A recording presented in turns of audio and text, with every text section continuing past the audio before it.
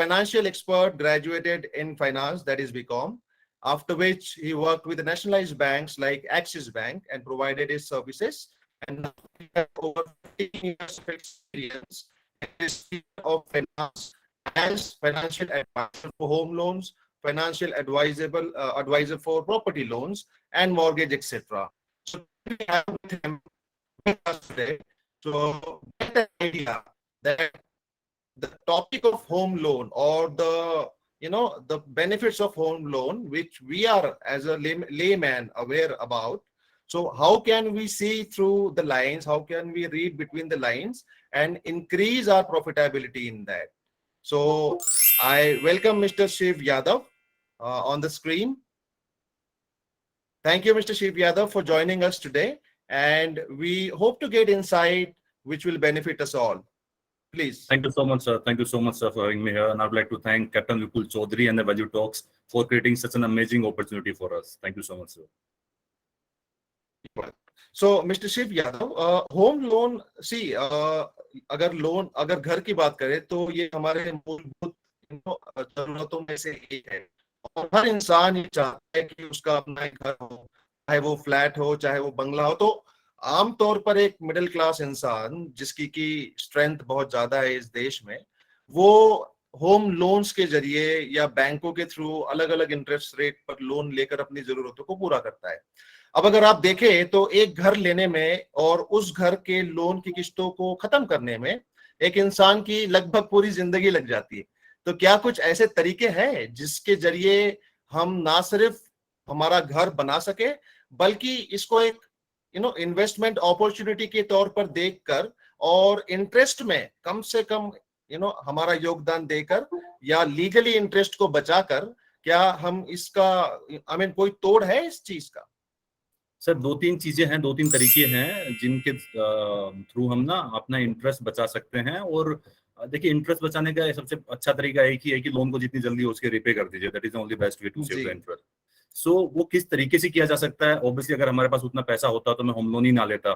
सो कितनी जल्दी, किस तरीके से हम उसको जल्दी रिपे कर सकते हैं, वो हम ड्यूरिंग द कोर्स इस वेबिनार में विल डिस्कस। जी, तो शिव जी, मैं चाहता हूं कि आप इस वेबिनार में हम जैसे जैसे आगे बढ़ेंगे तो उसका एक थोड़ा सा एक समरी दे दीजिए कि हम इस तरह से आगे बढ़ेंगे। सर, बेसिकली आज के वेबिनार में जो हम डिस्कस करने वाले हैं, हमारा एजेंडा यही है कि किस तरीके से हम अपने होम लोन पे कम से कम इंटरेस्ट बैंक को दें ताकि हमारी ज्यादा से ज्यादा सेविंग हो सके। उसके क्या क्या तरीके हैं? सबसे बेस्ट जो एक तरीका है, जो शायद बहुत से लोगों को ना पता हो, कि होम लोन भी ओवरड्राफ्ट की फैसिलिटी में मिलता है। अगर मैं बात करूं टोटल होम लोन बोरोवर्स की, तो I think less than 10% borrower होंगे इंडियन मार्केट के जिन्होंने उस फैसिलिटी को अवेल किया होगा, या आई एम श्योर उससे भी कमी है जिन्होंने इस फैसिलिटी को अवेल किया है। ये एक बहुत बेस्ट तरीका है अपने पैसे पे इंटरेस्ट बचाने का और लोन को जल्दी रिपे करने का। तो during the course of this webinar हम डिटेल में उसके बारे में डिस्कस करेंगे कि हम कैसे कैसे उसमें पैसा बचा सकते हैं। जी, ये तो आपने काफी सरप्राइजिंग सी बात कर दी, क्योंकि सच बताऊं तो मैं भी एक होम लोन बोरोवर हूं, और मैं अक्सर ये ओवरड्राफ्ट या हमारे बैंक में शिफ्ट कर लीजिए आपका लोन, ट्रांसफर ऑफ लोन, सो ये अक्सर मैं कॉल रिसीव करता हूं, जो कि मुझे कुछ समय के बाद इरिटेटिंग से लगने लगे। लेकिन मुझे शायद इस ज्ञान की जो आप आज देने वाले जरूरत है, और साथ ही मेरे साथ जो आज हमारे दर्शक है उनमें से कई ऐसे बोरोवर्स होंगे जिनके जहन में ये बातें होंगी। तो आगे बढ़ते हैं शिव जी।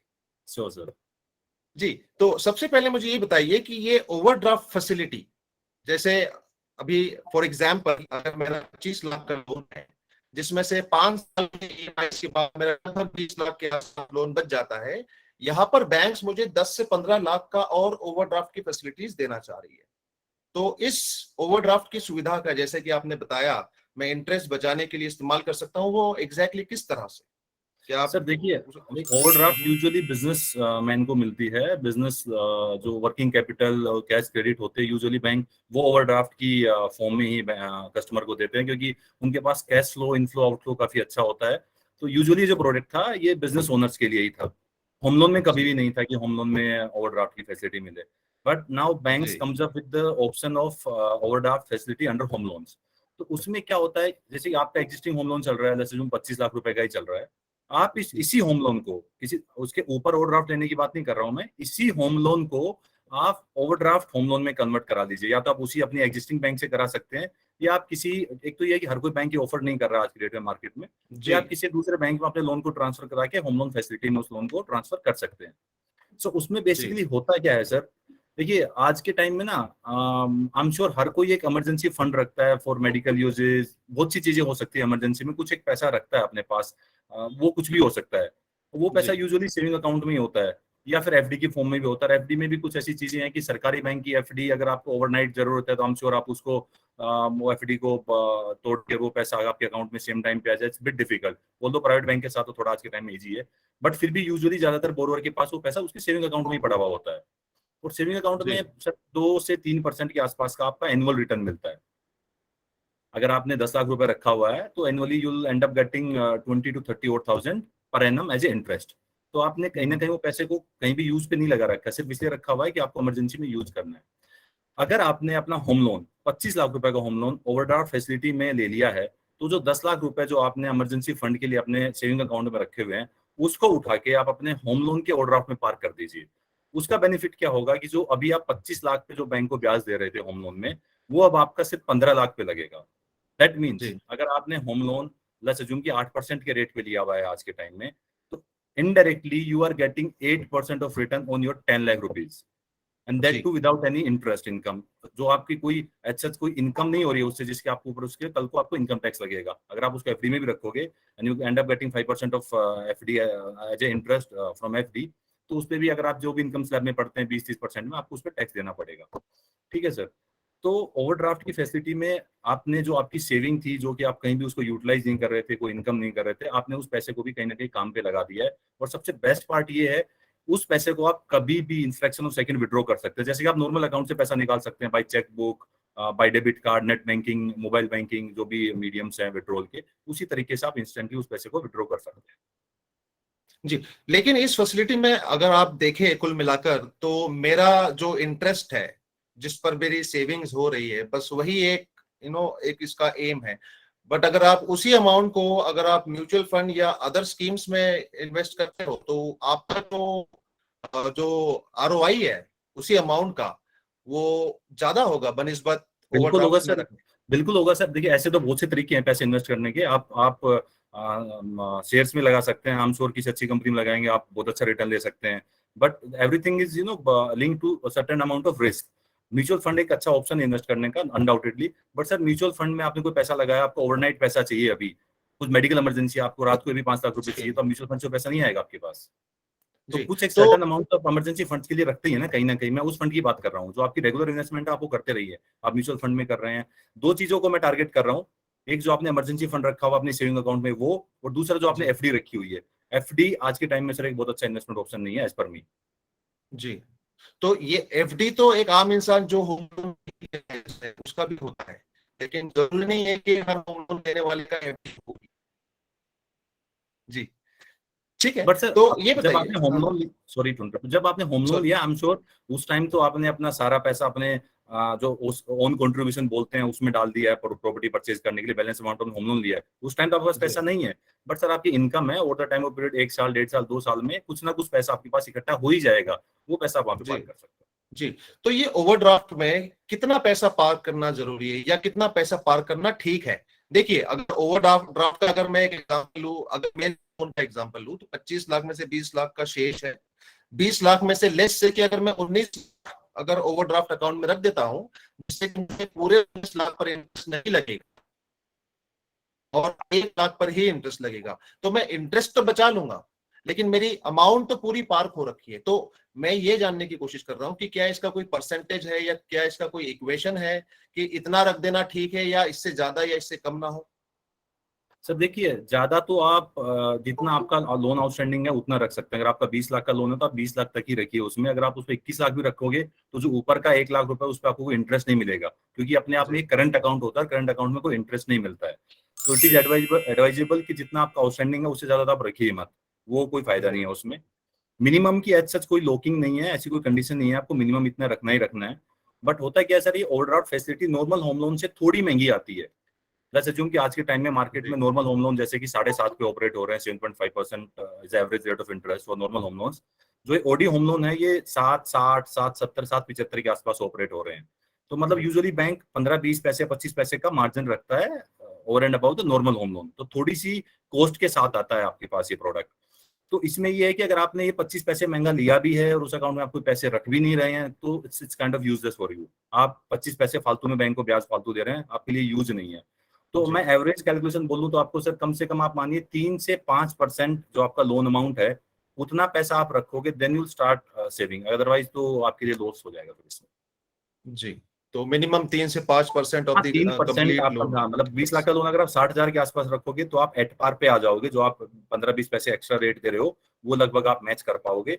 उसके बाद फिर you'll start saving some kind of interest in जी, दिस प्रोडक्ट। जैसे आपने अभी बताया जो हम उसको परसेंटेज जितना हमें मिनिमम उसमें रखना है, तो apart from those marginal 20 to 25 point difference in the normal loan and overdraft loan, is there any hidden charges or is there any cost involved in this type of loans? Yes sir, actually क्या है कि ये product ना हर bank ने अपने तरीके से design किया हुआ है। हर बैंक अपने अपने प्रोडक्ट का नाम रख के मार्केट में सेल कर रहा है। यूजुअली ज्यादातर जो अपने इंडियन बैंक्स हैं उनमें कोई एक्स्ट्रा चार्ज नहीं है, कोई प्री क्लोजर पेनल्टी नहीं है, कुछ भी इस तरह के हिडन चार्जेस नहीं है। Processing fees the only charges जो आपको इनिशियली टाइम पे करना होता है। बट कुछ एमएनसी बैंक हैं जिनमें वो एएमसी के नाम पे कुछ पैसा लेते हैं, एनुअली मेंटेनेंस चार्जेस। ठीक है, तो जी, उनमें वो भी डिपेंड करता है बैंक टू बैंक। कोई 10 पैसे लेता है लोन अमाउंट का, कोई 15, कोई 20-25 पैसे, इस तरीके से वो चार्जेस लेते हैं। But again this is something very much negotiable. जब आप लोन ले रहे हो तो बैंक से आप नेगोशिएट कर सकते हो। बट उस केस में भी क्या होता है, जो बैंक 20-25 पैसे का एएमसी लेता है वो यूजुअली रेट ऑफ इंटरेस्ट में उतना डिफरेंस भी नहीं रखता है। जो मैं आपको 20-25 पैसे यहाँ पे आपको रेट एक्स्ट्रा बता रहा हूँ बैंक का, हम इंडियन बैंक जी, का, वो बैंक उतना चार्ज नहीं करते हैं। तो कहीं ना कहीं नक्सल में बात करूं तो वो ऑल एंड ऑल उतना ही हो जाता है। जी, जी, जी। जैसे कि मैं तो एक प्लान तो खुद ही जानता हूँ इस जिस चीज के बारे में बात कर रहे हैं, क्योंकि मैं खुद ही उसका एक ग्राहक हूँ। I am also a customer of an overdraft home loan account and I am utilising it and I know the benefits and I want the viewers to know the benefits and understand it.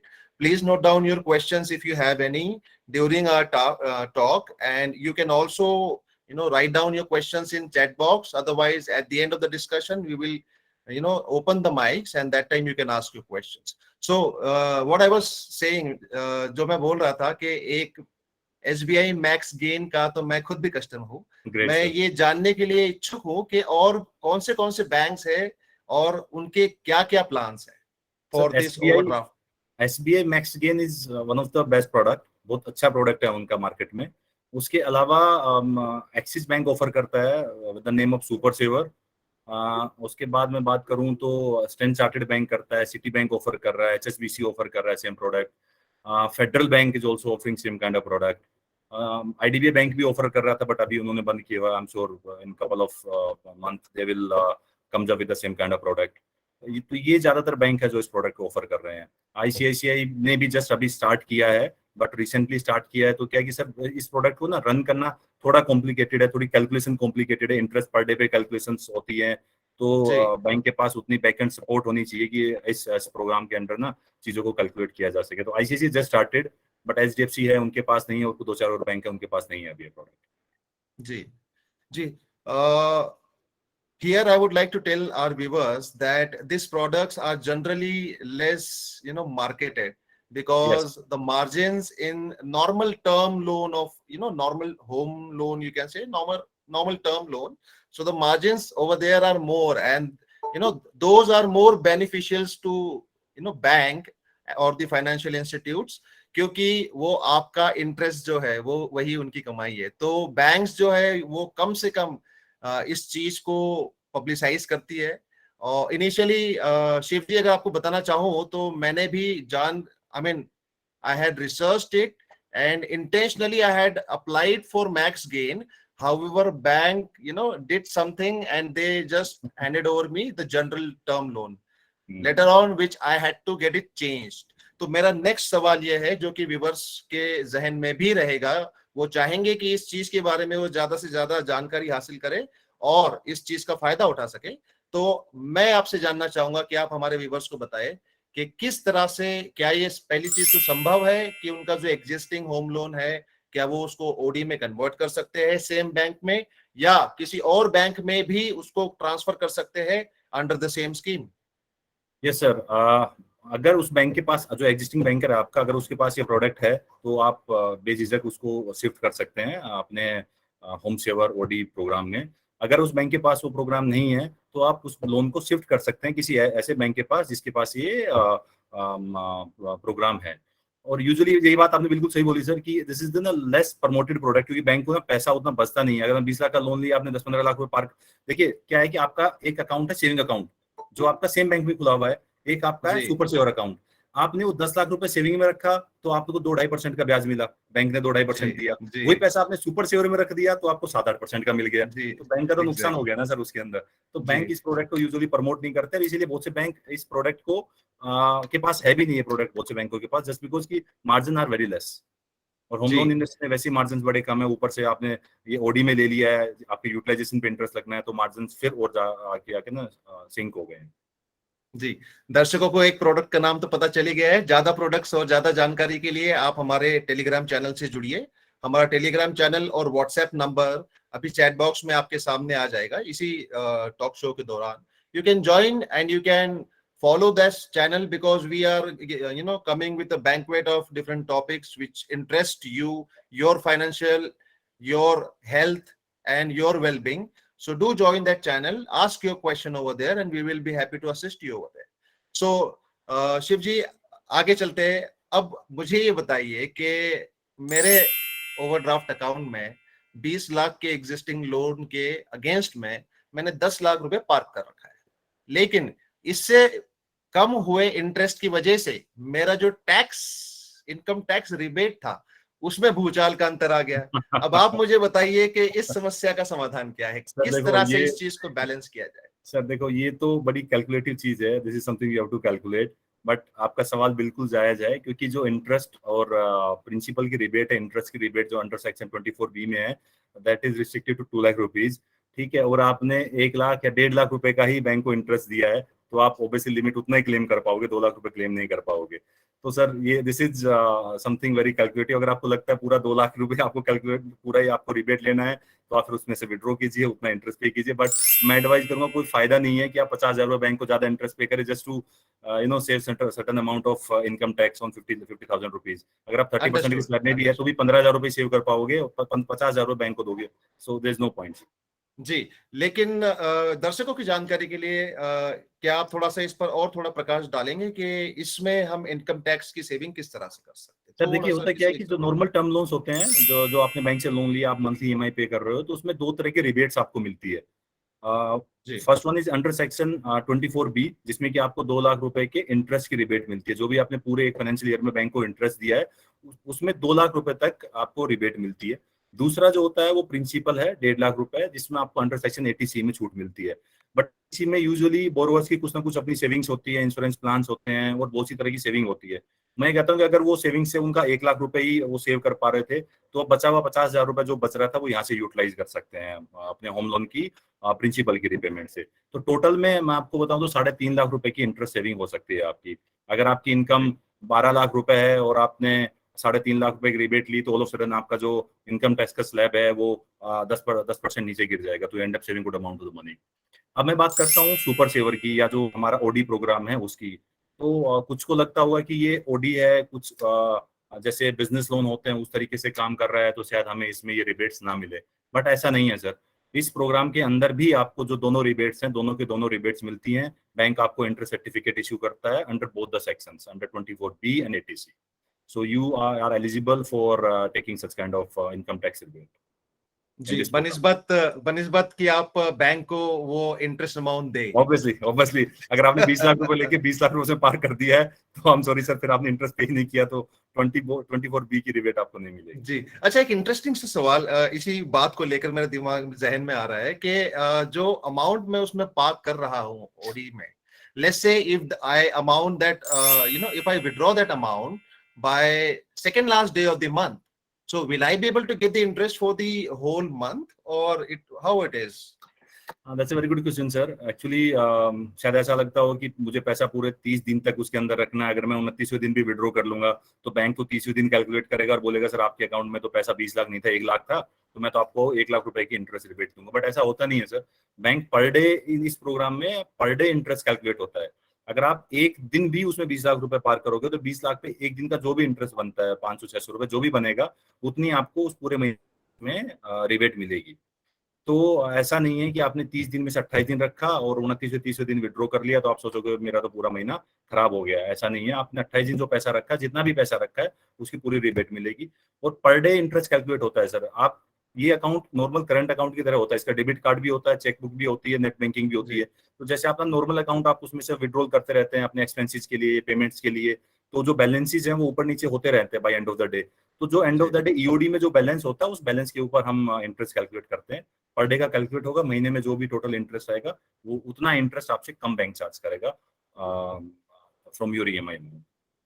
Understood. अब लेकिन इसमें एक चीज जो इसमें मैंने देखी है जो कि थोड़ी अलग है, वो जो आपका इंटरेस्ट जो आप बच रहा है वो तो ठीक है, लेकिन आपकी अगर कोई भी अमाउंट उसमें पार्क है, आपका जो होम लोन ईएमआई है वो आप इनिशियली जब आप होम लोन लेते हो तभी डिसाइड हो जाता है for x amount till x period. So क्या आपकी जो पार्क की हुई अमाउंट है उस पे बचने वाले इंटरेस्ट के हिसाब से आपका होम लोन का टेन्योर या ईएमआई का अमाउंट कम ज्यादा होता है, या वो कांस्टेंट रहता है और बची हुई अमाउंट आपके ओवरड्राफ्ट में इकट्ठा होती जाती है? किस तरह से सर काम करता ये भी बहुत अच्छा सवाल आपका। बट ये क्या है कि ये प्रोग्राम ना हर बैंक ने अपने तरीके से डिजाइन किया हुआ है। अगर मैं है? जी एसबीआई मैक्सिकेन की बात करूं तो वहां पे क्या होता है, लेट्स अज्यूम कि आपकी 20 लाख के लोन पे 20,000 की ईएमआई थी। आपने 10 जी लाख रुपए उसके अंदर रखा, 10 लाख रुपए का आपका इंटरेस्ट बना 7,000 रुपए। जी तो आइडियली आपकी 13,000 रुपए की ईएमआई हुई। अब 7,000 रुपए जी आपकी सेविंग हो गई है। जी बैंक आपसे 20,000 रुपए ले रहा है पूरे। जी ठीक है, जो 7,000 रुपए है वो आपके, जो एक्स्ट्रा 7,000 रुपए लिए हैं वो आपके ओडी अकाउंट में वापिस से आ गए हैं। अगर मैं जी बात करूं, जैसे आपके 10 लाख रुपए थे तो अब आपका आउटस्टैंडिंग जो हो गया 10,07,000 रुपए हो गया है। जी ठीक है, एक तो ये तरीका है। इसमें आपका टेन्योर सेम रहता है सर, क्योंकि जो 7,000 रुपए है वो बैंक जी ने एज ए पार्ट पेमेंट नहीं किया। आप विड्रोल लिमिट अवेलेबल है, अगर आप चाहो जी 7,000 रुपए विड्रॉ कर सकते हो। नेक्स्ट जी नेक्स्ट डे आप विड्रॉ कर सकते हो। कुछ बैंक में क्या होता है कि प्रिंसिपल है वो तो मंथली जाना ही होता है। जी किसी भी ईएमआई के अंदर दो चीजें होती हैं, प्रिंसिपल एंड इंटरेस्ट। जी principal amount will remain same. अगर प्रिंसिपल नहीं जाएगा तो आपका लोन खत्म ही नहीं हो पाएगा। जी ठीक है, जैसे मैं आपके केस की बात करूं, 20,000 की ईएमआई है, लेट्स अज्यूम कि सर उसके अंदर 6,000 रुपए का प्रिंसिपल जा रहा है, 14,000 रुपए का इंटरेस्ट जा रहा है। तो जी 6,000 रुपए तो जाना ही जाना है। आप उसमें 20 लाख रख दोगे तो भी आपका 6,000 रुपए जाएगा ही जाएगा। जी जो ऊपर का जो आपने 14,000 रुपए इंटरेस्ट जाना था, उसमें 7,000 आपने सेव कर लिया। जो 7,000 जी रुपए गया, जो 7,000 रुपए सेव कर लिया, कुछ बैंक क्या करते हैं आपके प्रिंसिपल में पार्ट पेमेंट कर देते हैं। उससे आपका टेन्योर कम हो जाता है। कुछ बैंक जी पार्ट पेमेंट एडजस्टेड नहीं करते हैं, वो लिमिट में अवेलेबल रखते हैं, आप उसको विड्रॉ कर सकते हो। दोनों ही केसेस में इंटरेस्ट आपका दोनों में बचता है। अगर वो जी 7,000 रुपए प्रिंसिपल में एडजस्ट हो जाएगा तो भी you end up saving your interest, और वो 7,000 रुपए एडजस्ट नहीं होगा, आपकी विड्रॉइंग पावर में रहेगा, तब भी आपका 7,000 पे वो इंटरेस्ट बच रहा है। बस फर्क ये होता है कि अगर वो एडजस्ट हो जाता है तो आपका टेन्योर जल्दी खत्म हो जाता है, जिससे आपकी लोन की रिपेमेंट जल्दी हो जाती है। ठीक है, अगेन वो भी बैंक जल्दी चाहते नहीं है, वो चाहते हैं कि वो लिमिट बनी रहे और लंबे टाइम तक आप उस लिमिट को यूटिलाइज करें, रादर देन मैं 7,000 को हर महीने ऐसे पार्ट पेमेंट एडजस्ट करता रहूं, तो आपका जो लोन है वो 20 साल की वजह से 8-9 साल में खत्म हो जाएगा। तो यूजुअली बैंक जी चाहते नहीं। जी जैसे कि आपने बताया कि दो तरीके हैं जिसमें से एक पूरी अमाउंट आपके लिमिट में ऐड हो जाए और दूसरा वो पार्ट पेमेंट हो जाए, तो क्या ये फॉर एग्जांपल मैक्स गेन में संभव है कि नहीं नहीं कोई सर, स्टैंडिंग इंस्ट्रक्शन दी जाए जिससे कि ऐसा हो सके? तो दिस मतलब इज द ये फीचर ऑफ अलग द अलग, प्रोडक्ट। हाँ, अलग अलग बैंक्स के अलग अलग प्रोडक्ट्स अलग के अलग अंदर प्रोडक्ट्स है। अवेलेबल सुविधा है। सो ज्यादातर आई बैंक्स के जो जस्ट, प्रोडक्ट्स हैं उनमें यही है कि जो जो भी आपका एक्स्ट्रा इंटरेस्ट सेविंग है वो आपकी विड्रॉइंग पावर में रहेगा, पार्ट पेमेंट में नहीं जाएगा। ज्यादातर में यही है। कुछ बैंक्स हैं जो as a part payment, IDBI पहले पार्ट पेमेंट करता था, ऑल्दो अभी उन्होंने बंद किया हुआ है। आई एम श्योर जो नया प्रोग्राम आएगा उनका, then I will be able to let you know कि क्या करते हैं। जी जी जी well, I would like my viewers to know that yes, this scheme of overdraft facility in home loans can be transformational, and it is actually in the benefit of, you know, the users, the end customers, because it provides you with both the things as stated by Shiv, that emergency fund also plus your, you know, saving on your interest part also. So Shiv Kumar ji, अगर आपकी अनुमति हो तो मैं questions के लिए no sir, forum को, please please go ahead so sir. ladies and gentlemen, if anybody of you have got any questions, you may please raise your hand, or you can, type it down in the chat box. Let me just check the chat box by that time. And once again, we have, put our link for Telegram channel over here. You can join our channel and you can ask the questions over there also, apart not only for this product or this topic, but for others also. Yes, so we've got few questions over here. Yes, Mrityunjay Gupta ji, you can go ahead and unmute yourself and ask your question. Yes, Rohit, Can I please. ask? Yes, go ahead. So Jayesh, I'm looking for let's say 1 crore of loan. Okay तो मेरा question ये है कि मान लो मैं कोई property लेता हूँ और मेरी और मेरी वाइफ के नाम पे उसकी रजिस्ट्री होती है, राइट? तो इट्स अ म्यूचुअल रजिस्ट्री, मतलब हस्बैंड एंड वाइफ। तो मुझे मान लो उसका कि लोन मिलता है, मैं किसी भी नेशनलाइज बैंक के थ्रू या जिसके थ्रू भी मैं लेता हूँ, जैसे आप ही अपना प्रोडक्ट बता रहे हैं, तो मुझे इसमें दो क्वेश्चन है। पहला क्वेश्चन तो ये है कि जो 1.5 लाख की आप जो प्रिंसिपल पे जो हम पे करते हैं वो ETC में कवर होगा नहीं होगा for both husband and wife? And ये पहला तो मेरा क्वेश्चन ये है। सेकंड ये है कि वो 1 करोड़ का लोन लेने के बजाय क्या मैं उसको ये ज्यादा अच्छा रहेगा कि 70-30 में डिस्ट्रीब्यूट कर देता हूँ, मतलब लेट्स से 30 वाइफ का और 70 मेरा, और फिर उन दोनों पे जो 1.5 प्रिंसिपल पे और 2 लाख जो इंटरेस्ट आएगा, मतलब जो इंटरेस्ट पे करेंगे हम बैंक को, वो दोनों में मुझे इनकम टैक्स रिबेट मिलेगी। क्या ये मेरा लॉजिक वैलिड है या इनवैलिड है? Thank you so much sir, very smart question. पहले ही बात करते हैं आपकी इंटरेस्ट रिबेट की, जो आपने एटीसी में बोला है 1.5 लाख रुपए की। सर आइडली होता है क्या है कि बैंक जो है वो एक इंटरेस्ट सर्टिफिकेट इशू करता है, ठीक है? आइडली दोनों को आधा आधा लेना चाहिए एज पर इनकम टैक्स लो या जो भी चीज आप समझ लीजिए। But since we are in India, but ऐसा होता नहीं है। हर किसी के अलग अलग एम्प्लॉयर होते हैं। वो उसमें ऐसा कहीं नहीं लिखा होता है कि this is the only first copy या सेकंड कॉपी। आप उसकी फोटोकॉपी लगाइए, आप अपने एम्प्लॉयर को दे दो, मैडम अपने एम्प्लॉयर को देगी। यूजुअली बोरोवर दोनों ही बोरोवर अपने अपने एम्प्लॉयर से एटीसी और 24B की रिबेट्स क्लेम करते हैं, ठीक है सर? Point number 1।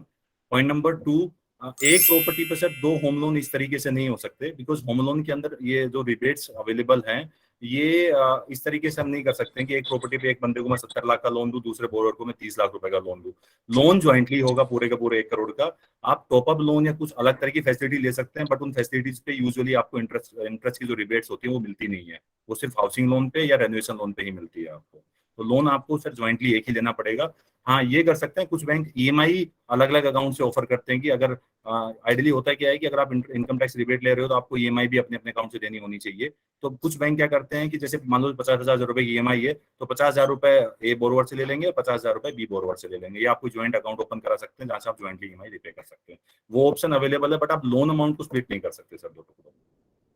बट एक प्रॉपर्टी पे दो, मतलब हस्बैंड और वाइफ, ये मतलब ये अलग पार्टी काउंट नहीं होंगे, सिंगल पार्टी काउंट होंगे? सर ये सिंगल पार्टी काउंट होंगे। ये सिंगल पार्टी होगी। तो लेट्स से हस्बैंड ने 1 करोड़ का लोन ले लिया, बट आप कह रहे हो कि हाँ वाइफ भी अपने एम्प्लॉयर से, और जो ये 1.5 और ये 2 लाख होम लोन इंटरेस्ट जो रिबेट है गवर्नमेंट, दोनों ले सकती है, राइट? सर यूजुअली लोग लेते हैं, आइडियली 50-50 देना चाहिए, बट यूजुअली लोग लेते हैं अपने अपने एम्प्लॉयर। प्रॉपर्टी ओनरशिप सर तो कंडीशन ये है, एक तो प्रॉपर्टी ओनरशिप होनी चाहिए, आपकी ज्वाइंट प्रॉपर्टी ओन होनी चाहिए उसके लिए, जी जो आप बिल्कुल। ऑर्डर की होगी। Property ready to move in होनी चाहिए, अंडर कंस्ट्रक्शन नहीं होनी चाहिए, उसकी कन्वेंस डीड एग्जीक्यूट हो जानी चाहिए, जो आई एम श्योर आप जो प्रॉपर्टी लेंगे वो रेडी टू मूव इन होगी, ठीक है? और लोन ज्वाइंटली होना चाहिए। ये कंडीशंस हैं, बट हर कोई अपने अपने एम्प्लॉयर में सर्टिफिकेट सबमिट कर देता है और they use to avail all the rebates under both the sections. और ये जो आप ओवरड्राफ्ट बता रहे हो, ये जो ये होम लोन में भी चलते हैं, ये जो आपका प्रोडक्ट है?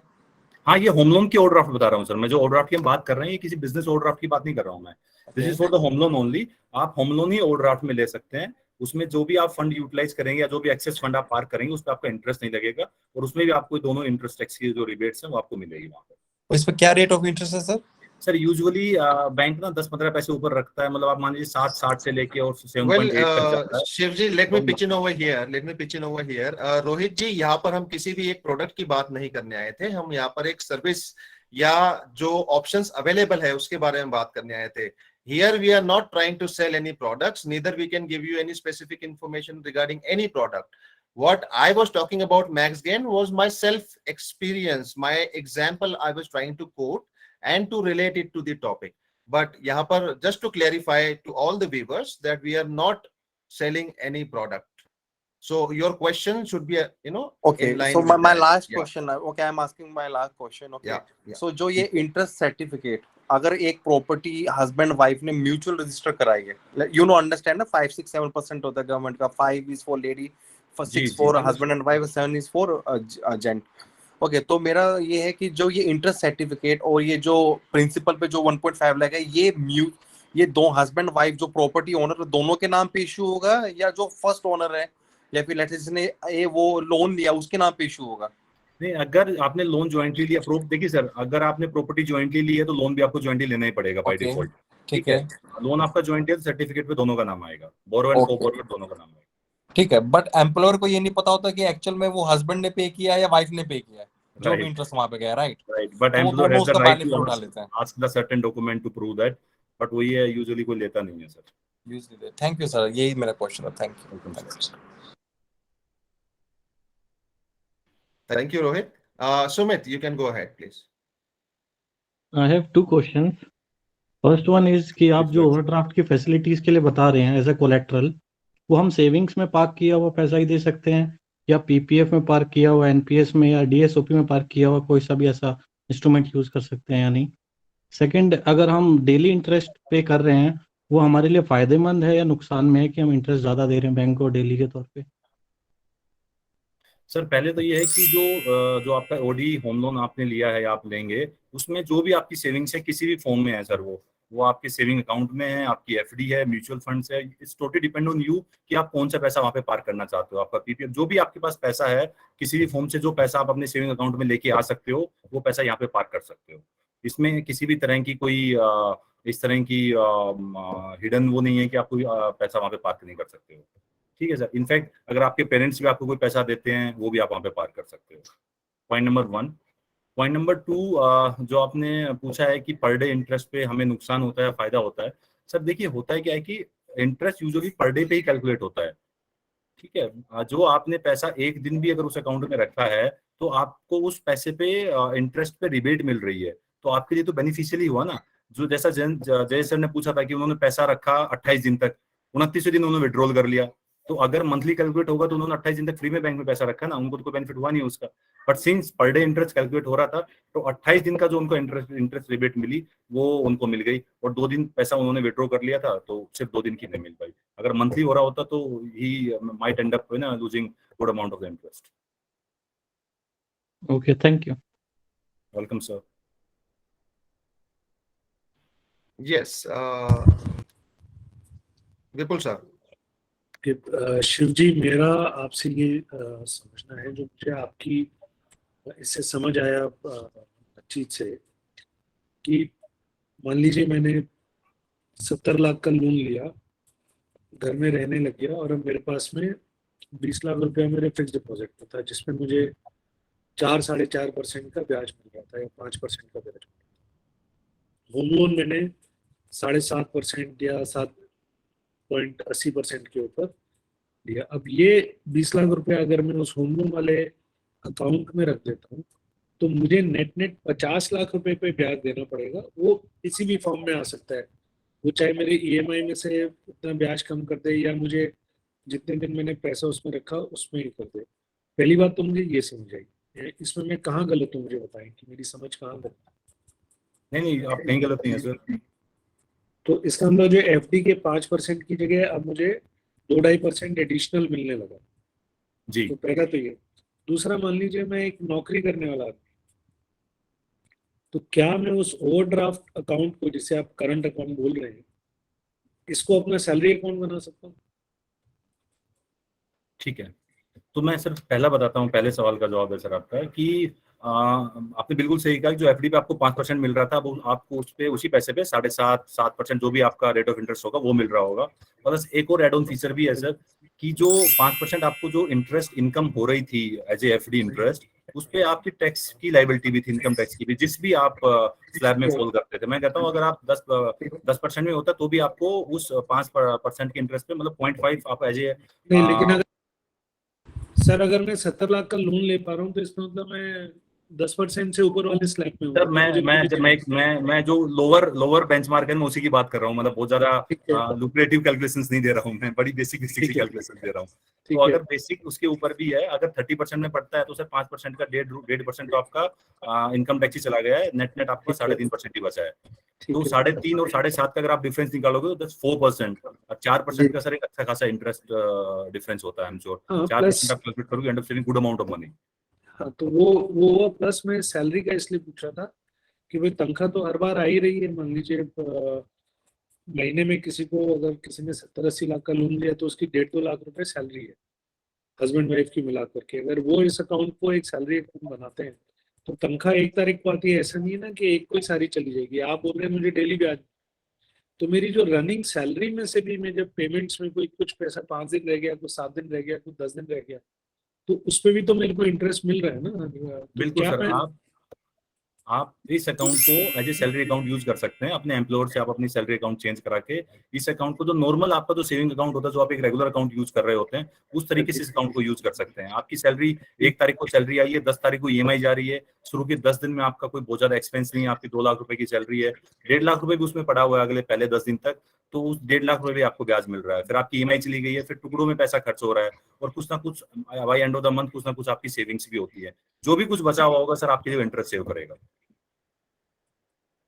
सो वही मतलब, और धीरे धीरे मान लीजिए जो, अगर मैं अपनी फिक्स डिपॉजिट या जो भी कुछ कहीं बचाता था वो पैसा इसी में बचता जाएगा, तो मेरा ये अमाउंट जैसे जैसे बढ़ेगा मैं अपने लोन को उतना या तो जल्दी पे कर पाऊंगा या मेरी ब्याज की लायबिलिटी कम होगी।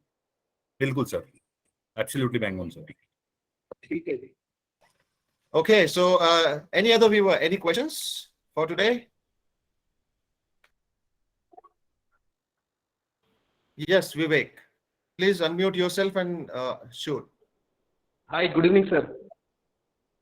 Good evening. सर मेरे ये क्वेश्चन है कि जैसा आपने जैसा मैं समझ पाया हूँ कि जैसे अगर हमें क्या कहते हैं अपना इंटरेस्ट रेट कम करना है, तो उसके लिए हमें अपना जो भी अपना अकाउंट में जो पैसा पार्क्ड है, ठीक है, जैसे सपोज कि 20 लाख का लोन है तो हमारे अकाउंट में 10 लाख रुपए है, तो हम उसको ओडी में लगा सकते हैं, राइट? जी। तो सर मेरा ये क्वेश्चन था कि जैसे जय सर ने पहले बोला था कि म्यूचुअल फंड में हम इसलिए नहीं लगाएंगे क्योंकि उसमें क्या कहते हैं हम इमरजेंसी में हम उसको निकाल नहीं सकते, राइट? तो ऐसे आज की डेट में ऐसी कौन सी इमरजेंसी आएगी कि जिसके लिए हमारे पास ऑल्टरनेट ऑप्शंस नहीं है? क्योंकि ऐसे रिकमेंडेड होता है कि एफडी में आप करो नहीं, क्योंकि इन्फ्लेशन वो बीट कर नहीं पाता। आप म्यूचुअल फंड में रखोगे तो वो आने वाले साल में 5 गुना तो वैसे ही कर देगा। मेरा कि अगर जैसे इमरजेंसी किसी को आती भी है, जैसे medical Your voice is breaking completely. You can please send your question. Yes. So any other questions? Let me just finally check the chat box.